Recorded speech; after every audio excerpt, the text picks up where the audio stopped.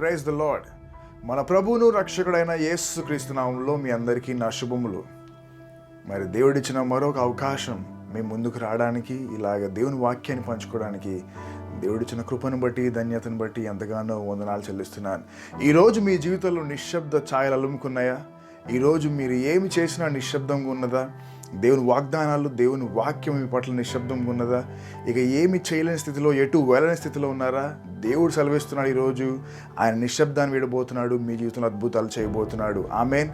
ఈ వాక్యాన్ని ప్రకటించబోతుండగా మీరందరూ విశ్వాసంతో, నమ్మకంతో, నా ప్రభువు అద్భుతాలు చేసే దేవుడు, నా ప్రభువు ఆశ్చర్య కార్యాలు చేసే దేవుడు, ఆయనకు అసాధ్యమైనది ఏది లేదు అనే దృఢమైన విశ్వాసంతో మీరు ఈ వాక్యాన్ని వినండి. దేవుదాన్ని విడబోతున్నాను, అద్భుతాలు చేయడానికి సిద్ధపడుతున్నాను. ఆమేన్. దేవుని నామానికి మహిమ కలుగును గాక. హల్లెలూయా. చరిత్రకారులు, వేదాంత పండితులు మనకి సెలవిస్తున్నది ఏంటంటే, సుమారుగా 400 నుండి 500 సంవత్సరముల వరకు ఈ భూప్రపంచాన్ని సృష్టించిన దేవుడు నిశ్శబ్దం అయిపోయాడని చరిత్రకారులు, వేదాంత పండితులు వారు తెలియజేస్తున్నారు. దీన్నే ఇంటర్టెస్ట్మెంటల్ పీరియడ్ అంటారు.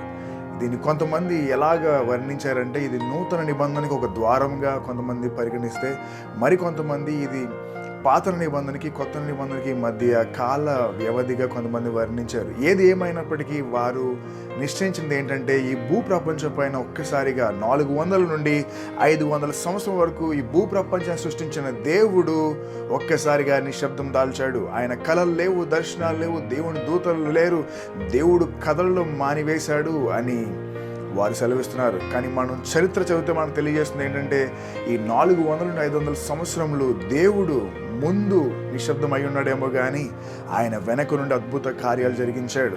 మన బైబిల్ గ్రంథంలో మనం చూసుకున్నట్లయితే ఒక పుస్తకం ఉన్నదండి.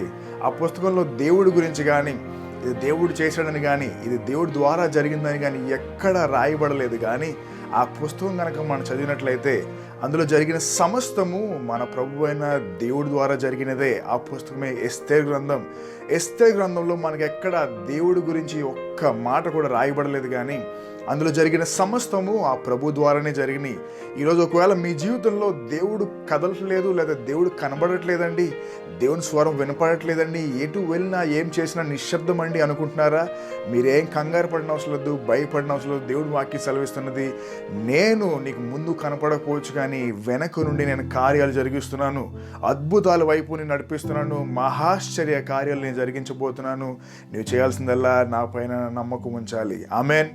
ఈరోజు మన జీవితాల్లో ఎలాంటి పరిస్థితులను మనం ఆ దేవాది దేవుని మాట పైన, ఆయన వాక్యం పైన మనం నమ్మకం ఉంచాలి. లాజరు చనిపోగానే ఆయన నిరంతర నిశ్శబ్దంలోనికి వెళ్ళిపోయాడు. అయినను యేసు ప్రభు, మన ప్రభు అయిన దేవుడు ఆ యొక్క సమాధి ముందు నుంచుని చనిపోయిన లాజరును, నిశ్శబ్దంలో ఉన్న లాజరు యొక్క ఆత్మను మళ్ళీ తిరిగి రప్పించిన మహాదేవుడు ఆయన.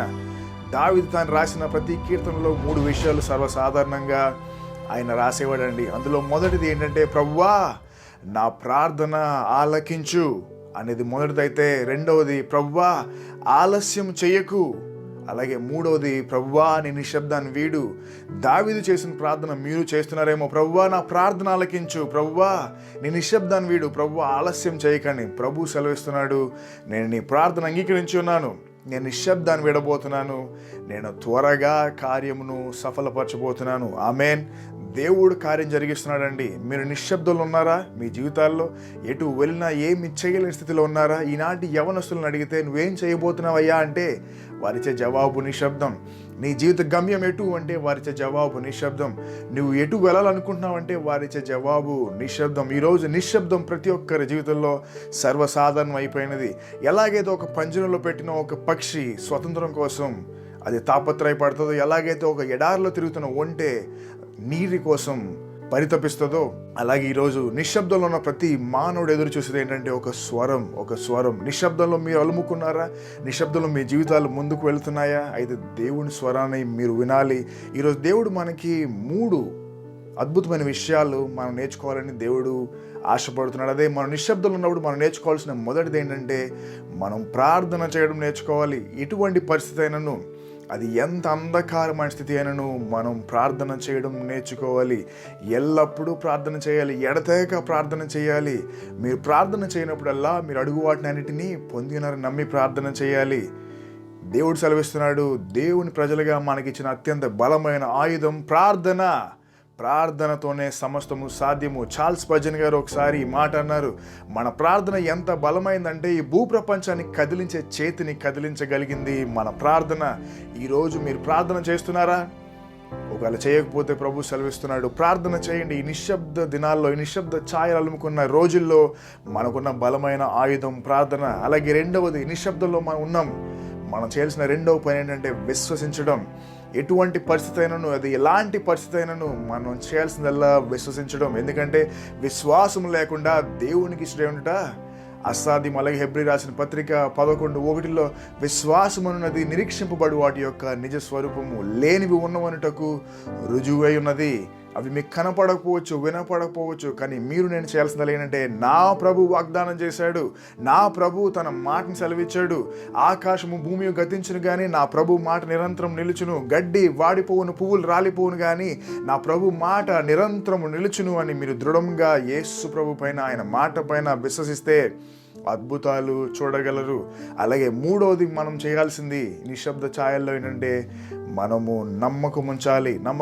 ప్రభు మాటపై నమ్మకం ఉంచాలి. చుట్టూ ఉన్న పరిస్థితులపై కాదు, మన చుట్టూ ఉన్న స్నేహితులపై కాదు, లేకపోతే మనకు ఎవరో సహాయం చేస్తారని కాదు, కానీ నా ప్రభువు నా ప్రార్థన ఆలకించాడు, నేను ఆయన మాటపై నమ్మకం ఉంచుతున్నాను, ఈ నిశ్శబ్దాన్ని విరగ్గొట్టబోతున్నాడు ఆయన.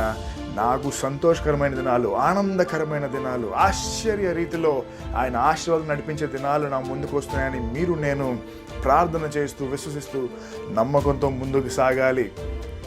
దేవుడు ఈ నిశ్శబ్ద కాలంలో మనతో మాట్లాడుచున్న, ప్రత్యేకంగా ఈరోజు ఎవరైతే వినుచున్నారో, ప్రియమైన సంగమా, ప్రియమైన సహోదరి సహోదరుడా, దేవుడు సెలవిస్తున్నాడు, నిశ్శబ్దాన్ని విడబోతున్నాడు దేవుడు, అద్భుతాలు చేయబోతున్నాడు దేవుడు, ఆశ్చర్య కార్యాలు చేయబోతున్నాడు దేవుడు. మన దుఃఖ దినములు సమాప్తములు అగుతున్నాయి. ఆమేన్. మన కన్నిటిని తుడిచాడు ఆయన, మన కన్నిటిని నాట్యంగా మార్చబోతున్నాడు ఆయన. ఆమేన్. మరి ఈరోజు దేవుడు మనతో మాట్లాడి ఉన్నాడు. దేవుడు ఒకవేళ మీతో కూడా మాట్లాడి ఉంటే మీరందరూ నాతో పాటు ఏకీపించి ప్రార్థన చేస్తారా? ఎటువంటి స్థితి అయినను, ఎలాంటి పరిస్థితి అయినను నా ప్రభువు నాతో ఉన్నాడు అని మనం నిశ్చయించుకొని, మన హృదయంలో నమ్మకంతో, యథార్థతతో మనం ఆయనపై విశ్వసిద్దామా? మనందరం కళ్ళు మూసుకుని ఆ ప్రభు సన్నిధిలో ఒక్కసారి ప్రార్థనలు ఏకీవిందాం. పరమ తండ్రి, దేవా, నీకు వందనాలు చెల్లిస్తున్నాం. నువ్వు ఇచ్చిన అవకాశాన్ని బట్టి వందనాలు. ప్రభువా, నీ బిడలుగా ఉన్న మాపై నీ కరుణను, నీ కృపను చూపిస్తున్న దేవా, నీకు వందనాలు. నీ ప్రేమకై వందనాలు. ఈరోజు మాతో మాట్లాడినందుకు వందనాలు తండ్రి. నిశ్శబ్దంలో అలుముకున్నాయి మా జీవితాలు, నిశ్శబ్దంలోనే మేము గడుపుతున్నాం మా జీవితాలు. కానీ తండ్రి, నీ వాక్యం సెలవిస్తున్నది దేవా, నీవు మా నిశ్శబ్ద సమయాల్లో మేము ప్రార్థించేవారిగా, విశ్వసించేవారిగా, నమ్మకం ఉంచేవారిగా మమ్మల్ని సిద్ధపరుస్తున్నందుకు వందనాలు. మా పట్ల నీవు కలిగి ఉన్న ఉద్దేశాలు, తలంపులు అతి ఉన్నతమైనవి తండ్రి. నువ్వు జరిగించబోతున్న కార్యాలు బట్టి వందనాలు. ఈ రాత్రికాల సమయంలో తండ్రి, నీ కార్యాలు జరిగించమని, త్వరగా నీ కార్యాలు జరిగించమని, నీ నామానికే మా జీవితాల ద్వారా మహిమ తెచ్చుకోమని, నువ్వు ఇచ్చిన సమయాన్ని బట్టి దేవా, నువ్వు ఇచ్చిన సమస్తాన్ని బట్టి నీకు స్తుతులు చెల్లిస్తూ, నువ్వు ఇచ్చిన ఆరోగ్యాన్ని బట్టి, నువ్వు ఇచ్చిన సమస్తాన్ని బట్టి నీకు ఘనత చెల్లిస్తూ, మా కొరకు త్వరలో రాబోతున్న యేసుక్రీస్తు నామమున అడిగి వేడుకొని ప్రార్థన చేస్తున్నాము తండ్రి. ఆమేన్, ఆమేన్, ఆమేన్. దేవుడు మిమ్మల్ని దీవించును గాక. ఆమేన్.